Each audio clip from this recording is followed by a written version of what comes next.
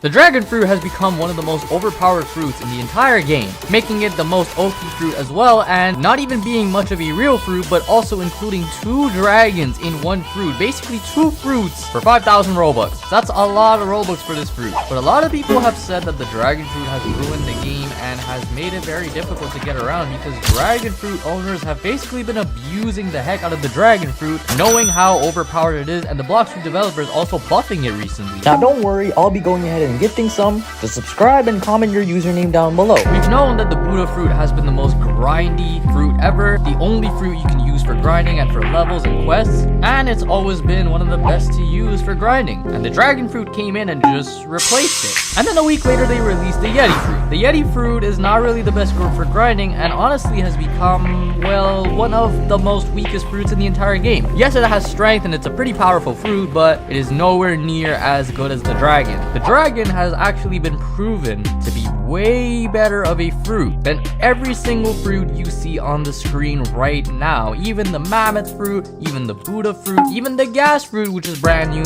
the leopard fruit, and the kitsune fruit. And the sad part for people that don't even own the dragon fruit, I don't think the developers are going to nerf the dragon fruit anytime soon, which is why the dragon fruit has become the most overpowered thing in the entire game, and that's why a lot of people have been saying the dragon fruit alone has ruined and destroyed the game for people who can't even afford the dragon fruit. Let me explain. Anyone with Robux can go ahead and buy the dragon fruit, and especially new players who are in C1 can get to C2 in literally a day. Why? Because that's how overpowered the dragon fruit is. It can easily finish quests for you because basically it gathers everything around it, and the damage on it is insane. Now this is only 23,000 damage. Imagine the damage it does with the Eastern Dragon. The Eastern Dragon is even more insane than the Western Dragon. Now with that being said, of course, the Blox Fruit devs know that the dragon fruit is very overpowered. And honestly, after waiting over a year, in my opinion, it should be overpowered because 5,000 Robux for one is a lot of Robux, and being this overpowered, I feel like for 5,000 Robux is great. Having a fruit that is worth a lot, as well as being the most powerful thing they've ever released in the history of Blox Fruit, for 5,000 Robux, I feel like that's pretty worth it. For the community though, it doesn't really feel like it's worth it, and it almost feels like you have to pay to have the most powerful thing in the game. And so Blox Fruits is probably going to advance over on later in the year. Let me explain. In 2025, they're going to be updating a lot more. They were able to release the Yeti fruit after a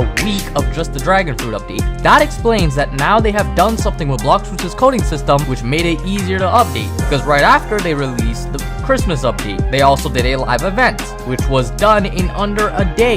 Blox Fruits' coding was probably hard coding, and hard coding basically means when you have a hard coded game, it is a lot harder to update the game because you have to do a lot of scripting around it or something like that. I'm not really an advanced developer, I don't really know much about developing, but this is most of the knowledge that I've gathered from other Roblox developers in the community. And if you have like an easy coded game, that means it's a lot easier to update. And over the year of not updating Blox Fruits, they probably made it so much easier to update Blox Fruits by turning the hard coding into easy coding, making it a lot faster to bring out updates, making it a lot easier to update Blox Fruits. And that's why right after the Dragon rework update, they were able to do a live event because of the mess up they did with the Dragon Fruit. And that's why they were able to fix so many bugs that fast. And that's why they were also able to bring out the Yeti Fruit and also do a Christmas update. So that's quite a lot of updates in literally a month as well for a big game. And so in 2025, they're definitely gonna update a lot.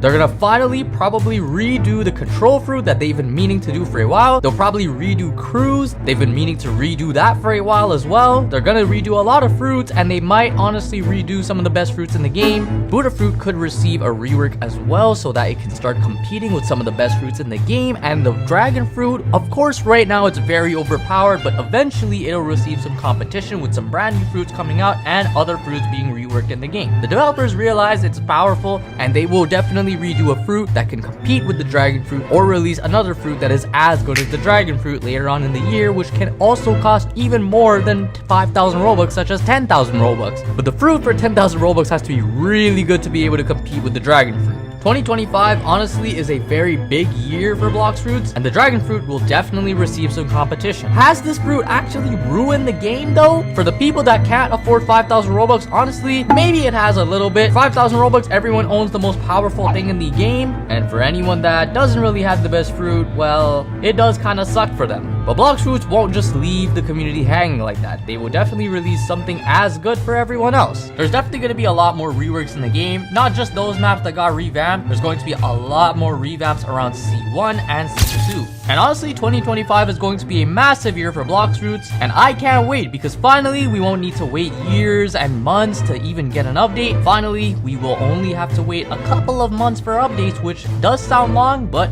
it's not bad.